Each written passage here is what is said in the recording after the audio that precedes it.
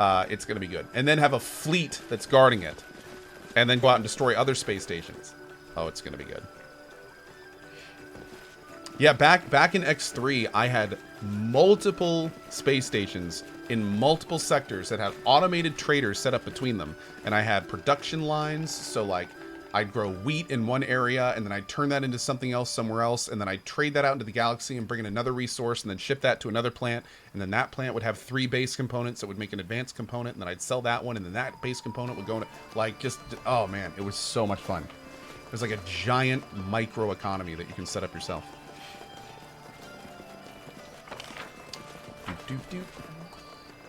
Oh no, wheat. Wheat with a T, not space weed. Yeah. No, wheat. Wheat. Did I actually talk to the guy down here? I don't think I did. I'm dumb. I'm a big old dummy.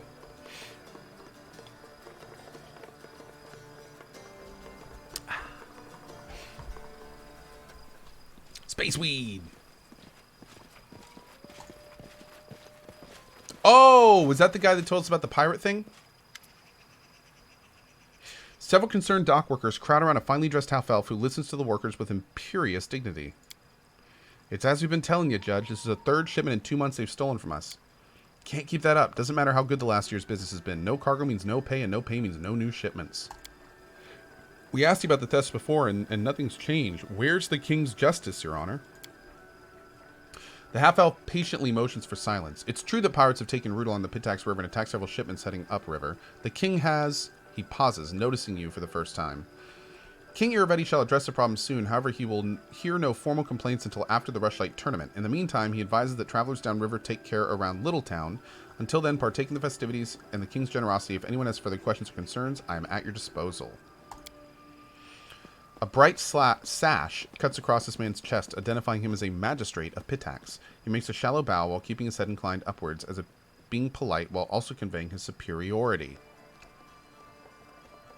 May the King's Law guide you at the Rushlight Tournament today. I'm clearly addressing someone important, but I don't believe we've met. I'm the Honorable Walsh Selvaway, a magistrate of Pitax, judge of the people's concerns, and executor of the King's justice. However, you're talking about stolen shipments. Is there a problem? Ah, yes, that. An outbreak of river piracy has caused some consternation among the citizens. Simply avoid or exercise caution near Littletown in the meantime. Perhaps Pitax would benefit from somebody who has a history of vanquishing bandits. Let us be clear. Pitax armed forces are entirely capable of handling these criminals. There's no need for would-be heroes or aspiring vigilantes to get involved, much less foreign interests. I recommend enjoying the rest of the festival. How can he be so deaf to the people's woes, and he calls himself a judge? I can understand his reluctance to allow foreigners to meddle in his kingdom affairs. What I cannot understand is such blatant negligence of justice and the safety of his subjects. See... That kind of goes hand in hand to what we were talking about earlier, where it sounds like King Iravetti may either be in league with those pirates or sanctioning their activity. Neither of those are good options. Do we want to buy anything else? I think I'm going to wait on that plate. I think we're good. I think we bought enough stuff. We got some great rods. Phrasing. And we got the blue dragon summon, so I think that'll be good. Did I rest yet? No, not yet. Danny Do Right. That's exactly what I'm hoping with X4. The thing with EgoSoft, and this is the last time I'm going to talk about it. Then I'll focus on this game. The thing that's interesting with X4 and EgoSoft is that X3 came out. It was super buggy. They fixed it. Oh, let's go get the bow for Lindsay. Good call. They fixed it. Everyone looking back loves the fixed X3. It's very clear that they knocked it out of the park with X3, with Terran conflict, with the expansions that came out. Everyone loved them, and it's because they worked. Then EgoSoft tried to reinvent the X series with a game called X Rebirth, and it was a flop. It was a terrible game. I can't even. It's unplayable to me. It's completely ruined the X series, and everyone thought that was going to be the last one we ever saw. So X4 is the devs, I think, understanding that people want the next X3, and also understanding that the last X game was a mess, and that they need to prove themselves again. So my hope is that EgoSoft is taking this very, very seriously. and being like, we need this product to be awesome. Because if we mess this up, like that's it. Like, if X4 isn't good, like, that's it for the X series. So, yeah, I'm hoping they work on it. Revenant said, no, it wasn't, Co. X Rebirth wasn't too bad. Dude, I tried to play Rebirth a couple weeks ago for the second time. I can't make it an hour through that game. It's so not what the X series is about. It's not about janky characters giving you janky quests in being able to walk around your ship. Like it's just it's really bad. It's really bad. It takes all the good parts of X3 and just like poops on them. Yeah. No quiero, amigo. No quiero. Okay. Boop. Cool. It's just a better bow as well, which is great. And it also now has a chance to cast Hideous Laughter on its target with every hit, which is kind of fun. Okay. In due time. Let's keep moving.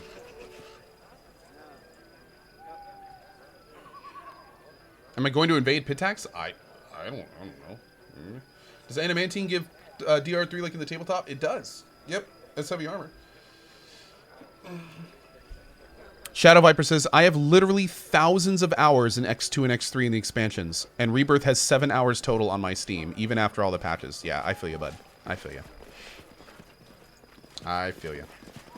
And trust me, I love the X series. I tried to like it.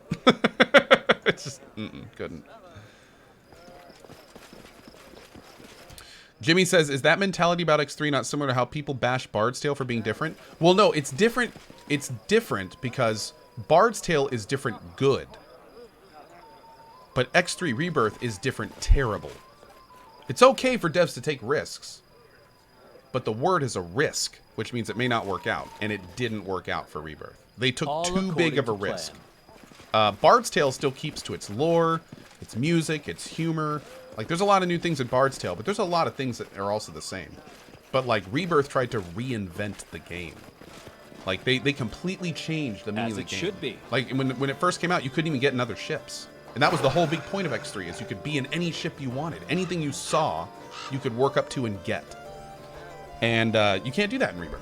Like, again, the whole premise was, like, fundamentally flawed. Anyway, we'll talk about this stuff when X4 comes out. Let's start right here. We're going to talk to everyone, and then we're going to finish with Nunzio. I know, risks are risky. I know, it's crazy. It's crazy. Nilly TV, I see your question, and I see everyone else's questions, but seriously, we'll talk more about X4 as we get closer to that release. I've talked enough about it. We will definitely talk more about it, though, trust me. Greetings, Your Highness. I'm Atalia Gitarin, Headmaster of the Academy of the Grand Arts. Oh, this is the person Lindsay wanted to talk to you. Yeah. Welcome to the tournament. Is this your first time here? I'll be honest, I'm delighted to hear what you've done with the Coalition. Not so long ago, it was a little more than a hole in the ground, but you've brought it to real civilization. Bravo. Lindsay has some interesting news for you. Yes, Professor Eobald found refuge in our capital, and you know what? He's writing his memoirs of his time at the Academy. I'm sure it'll be an entertaining read for everyone in Pitax. No, all of Avestan. A book, you say? How brave of him. I hope he doesn't neglect to include the details of his dismissal. Atalia's voice is ice cold and bone dry. Uh-oh. What details? What do you mean? Irrivedi kicked Professor Eobald out for just being too smart, didn't he? I'm sure that's exactly how he described it. They call him the Insightful for a reason, after all. Anyway, forgive me, but I have no interest in discussing this topic further. If you'd like to exchange idle gossip, I'm sure you can find much more willing and interesting company here. I suspect you know to whom I'm referring.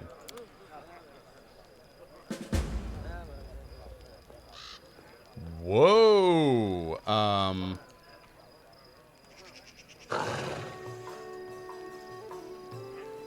In due time. Okay, well, sorry, Lindsay. I don't think that quite went as you planned it. Animede Bellavara. Oh, Co, the famed Baron. No, excuse me. The king of the Coalition now has come to visit us. It's such a delight to see you here. Maestro Bellavara, well, do you remember me? Lindsay bursts out, turning bright red.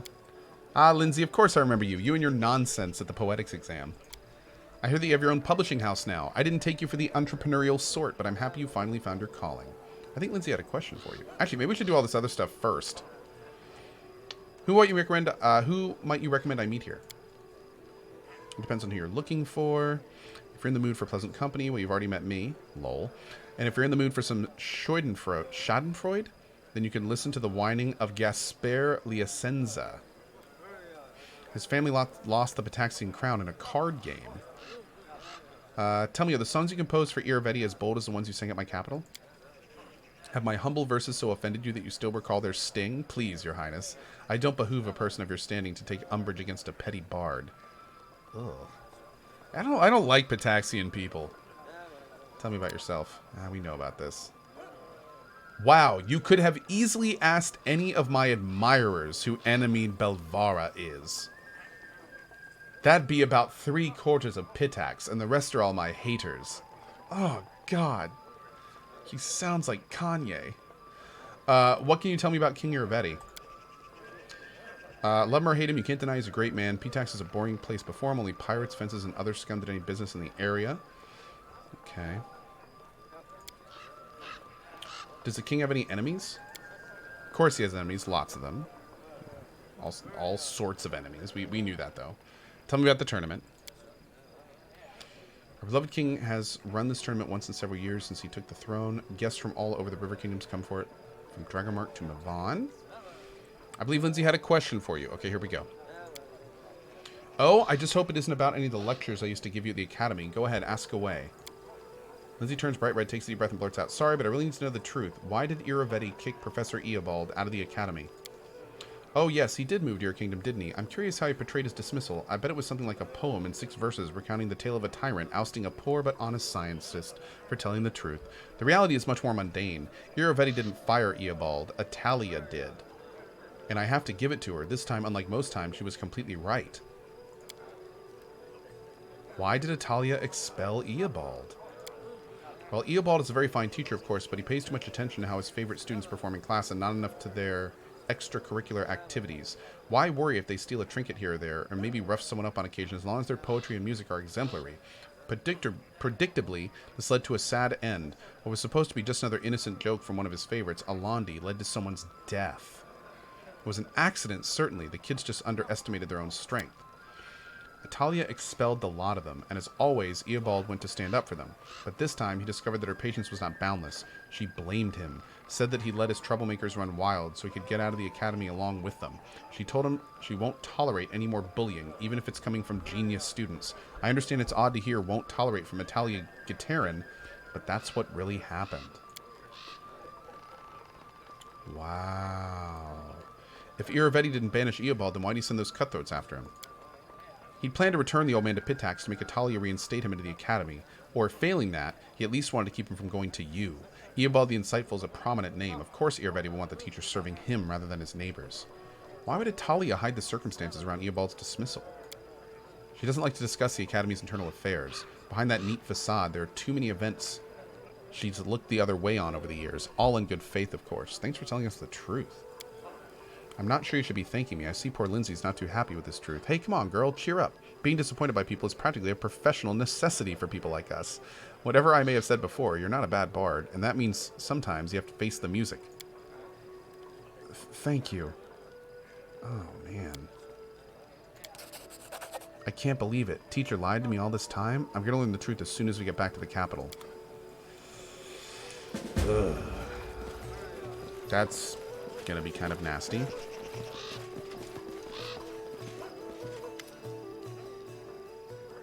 How fares the academy?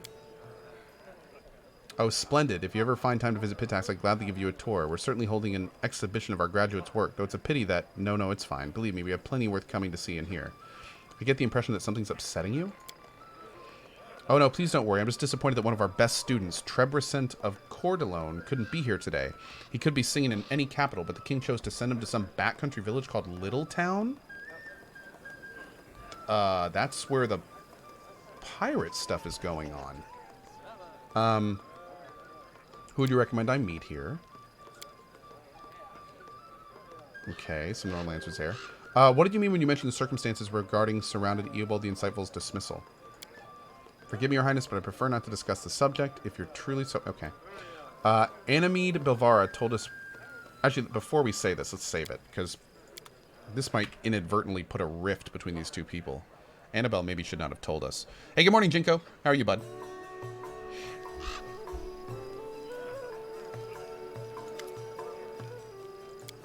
I have no interest in what that individual told you. Please, let's discuss something else. Okay, so I'm actually not going to do that option. Cool. I hear you there, Jinko. John PTL, Red Dragon, Night Fox with the 36 months, Red Knight with the 8, Ash Caravan with the 50-month epic sub. Thank you, man. Christopher G with the 46. We also have Samadhi, John AF Stock. Good to see you, man. The Thief Knopf, SVT Bloodlust, Cabal Wow, Kremlik OT, almost 2 years, dude. Thank you for that. Z-Dubs, O'Keel, Random Hero, Pizza by the Slice. God, you sound delicious. Oh, now I want pizza. And Insidious Swede with the brand new sub. Thank you for that. Little Nuki with the 4 months, too. And Phoenixius with the 16. Thank you, guys. All right. So now we've done these two. Who is this? Dre Yarns. All according to plan. Oh, another question. Do you think we should, before we talk to the main guy here, should we go do that pirate stuff?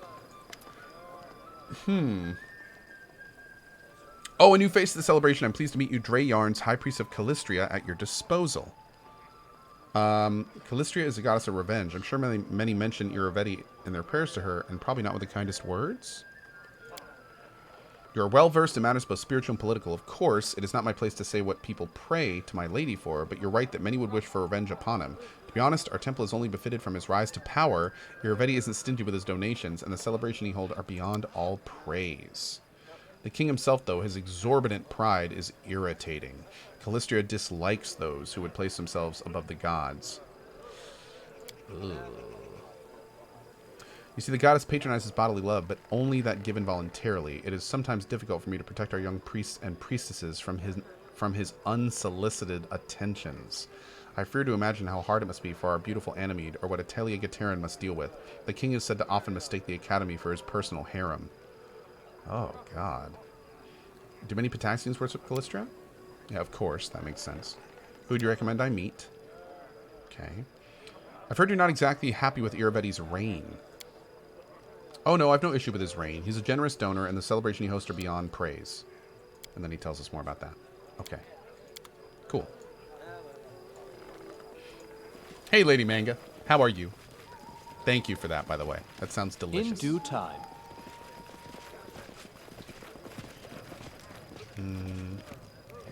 Okay, that's the big dude.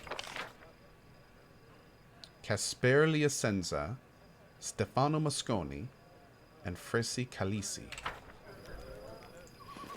Let's talk to this guy first. Gaspere Liasenza. These names are awesome. My regards, Kinko. Gaspera Liasenza at your service. Oh, this is the guy that used to run Pitax. Oh, man. Cadoza says, I'll fax you a slice of pepperoni. Thanks, dude. I appreciate it. Can we go to Littletown? I think so.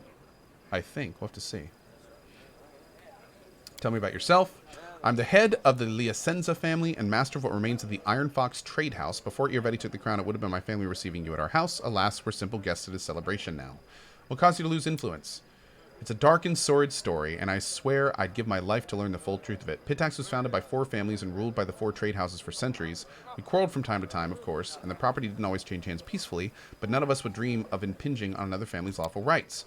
And then Irovetti appeared. We underestimated him, thought him nothing more than another adventurer like the thousands of others in the region. He handled matters quickly and chaotically, with assets running through his fingers faster than chips at a card table. His wealth grew rapidly, but he still wasn't a big fish, for a while at least. He invited representatives from all trade houses to play cards. No one really knows exactly what happened, but by morning he owned most of their assets, including the crown. They suspected a rigged game and sent representatives from the families to discuss the matters with him, and then a wave of disappearances rolled across the city. My brothers, the former kings of Pitax, disappeared, along with many honorable people, and Irovetti made it clear that the lives of his hostages would depend upon our obedience. He was king, and our wealth and power lay in ruins. Oh, he didn't win the crown in a card game. He stole the crown. Okay. Whoa. The citizens of Pitax seem to love him, at least. It would seem so, wouldn't it? Yet appearances can be deceiving. Yes, he's made many rich and happy, but there are many more lives than he dragged through the mud for his own endless celebration. Trust me, there are many who would gladly put an end to his rule, but the king has so many spies that everyone's afraid to even discuss it. Who would I recommend I meet? Karn Varil, chief of the so-called Thieves Guild. He's Iravetti's primary business partner. You said the so-called Thieves Guild. What is it that he really does? Certainly not picking pockets. The fellow came from Numeria shortly after Iravetti started his reign. I won't lie, the Pitaxian trade houses occasionally made some questionable deals, but before Iravetti, those like Varil were driven from the city faster than you can say first dose is free. The man's a drug pusher. He sells the blood brush extract. They say it enhances all senses extraordinarily and evokes vivid visions, but also affects minds and can be toxic in repeated doses. I saw those who overuse it. They could not put 3 words together. Because of Varil, half the city's youth is on his trash. Oh, that sucks. Wow. So he's getting the next generation hooked. What a dick. Hey, Runkle Plays Games. Good morning.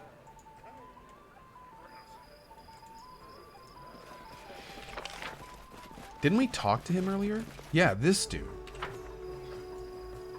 Let's go see if we can chat with him now that we have a little bit more information about what he does and who he is.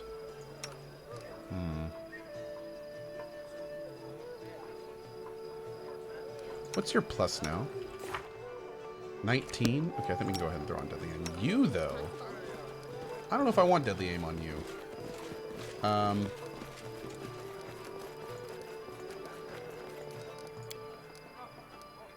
Oh, damn.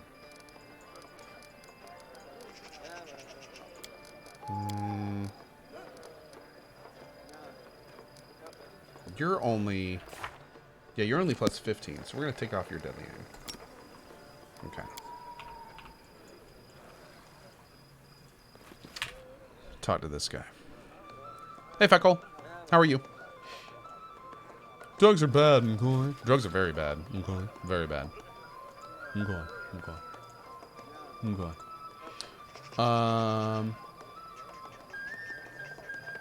Great.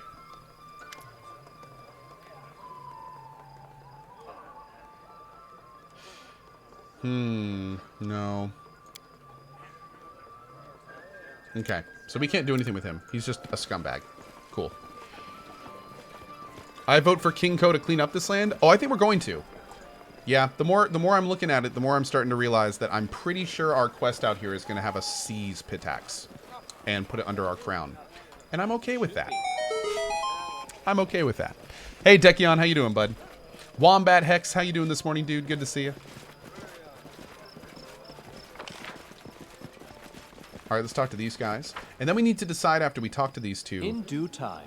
Do we want to, like, break out? Here's a question.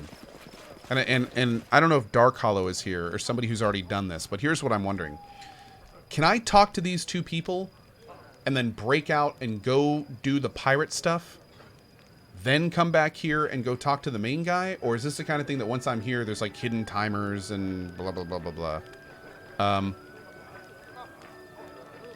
Oh, Dark Hollow said no. Okay, so I don't leave until you're done. Oh. I don't even think you can leave. You have to do the main guy, then go do the pirate thing. Okay, cool. Thank you. That's exactly what I was wondering. Thank you. Oh. I can't talk to him. Okay, what about you?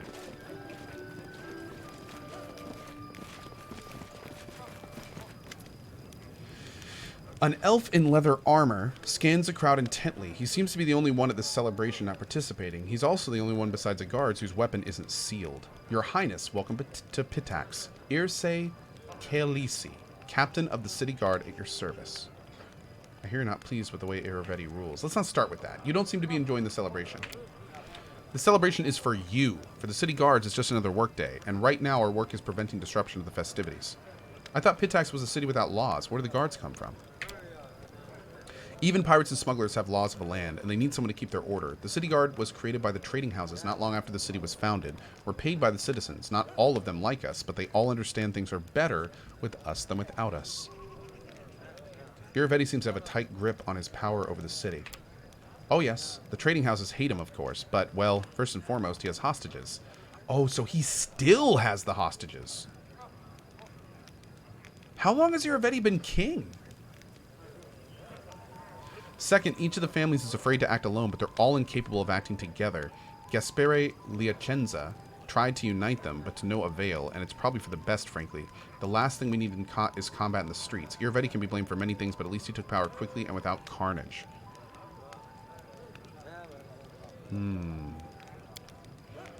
Now Iravetti's enemies have nothing to do but sit around like High Priest Dre Yarns, praying for Callistra to send her giant holy wasps down to take him away. Who do you recommend I meet? That depends on your purpose.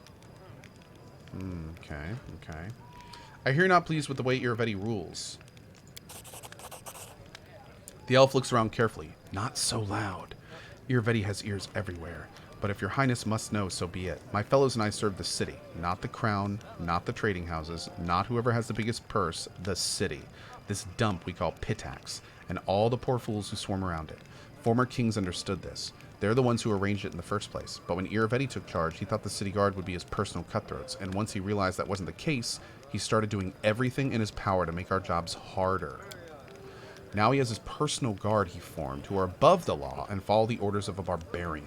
And then there's Karn Viril, with his so-called thieves guild. Scumbags flooded the entire city with Numerian drug, bloodbrush extract, the poison that turns people into mindless sheep.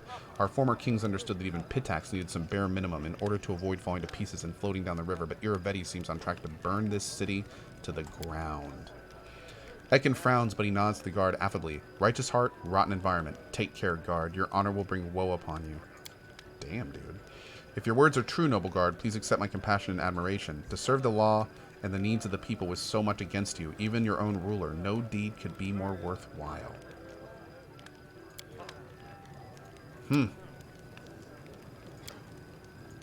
Lot of good info here right now, but nothing All really according to yet plan. to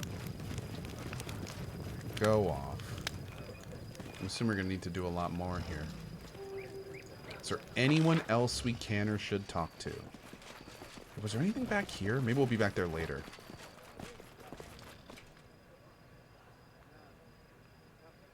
Yeah, okay. I think we're good. I think we're good to talk to this main dude.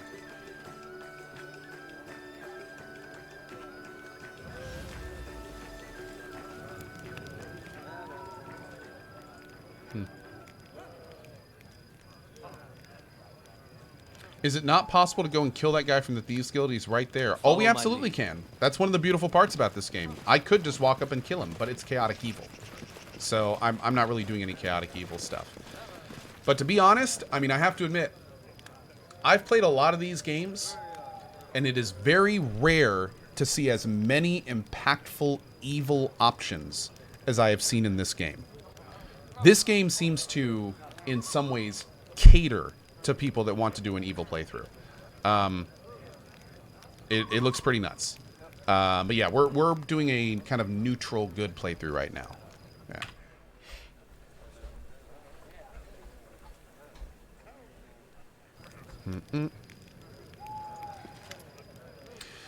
Your Royal Highness, welcome to the Rushlight Tournament. Oh, actually, before we do this, let's do a hard save. All done in Rushlight? Boop. Question mark?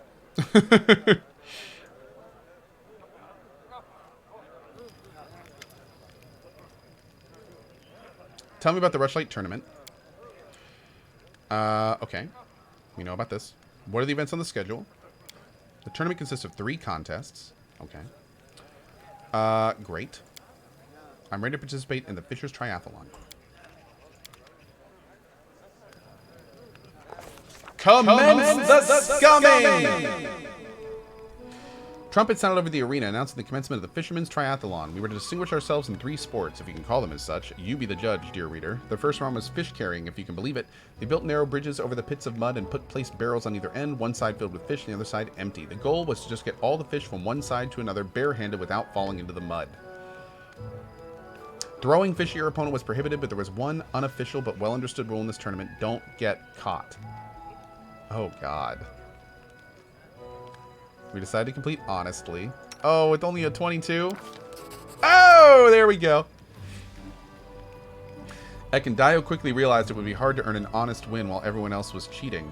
The other participants took advantage of the judges' careless attitudes by slyly throwing fish at each other, but their tricks were to no avail. As they continued trying to force each other into the mud, Ekendayo concentrated on the task at hand and swiftly carried all the fish from one barrel to the other. Victory was ours. The second round was untying knots. Competitors would be tied up on poles resembling ship masts, and they would have to escape the ropes. Once again, we had a choice to make. We decided to complete honestly, because you have 31 trickery. Yeah! All right. The mast was tall, the knots were tight, and the ropes stank, but Knock Knock didn't give up. He snaked out of the ties and stood triumphantly before the judges while the other participants were still wiggling in the ropes like flies in a spider web. A victory, and an honest one at that. So we won 1 round at least. The third would be crucial. We'd won 2 out of 3 rounds. We seemed to have victory in the bag, but with the rivals we were dealing with, there was no time to relax. The last round of the tournament was diving for river pearls. Huge tubs were filled with mussels in the river water, and some empty jars had been placed on sets of scales. We'd have to open the mussels with our bare hands, gather the pearls, and deposit them in our team's jar. Of course, if playing fair wasn't a priority, we could try weighing down the jar with other things as well. But we tried to compete honestly. Ekin! Oh, you son of a mother! Okay, one second. Damn it.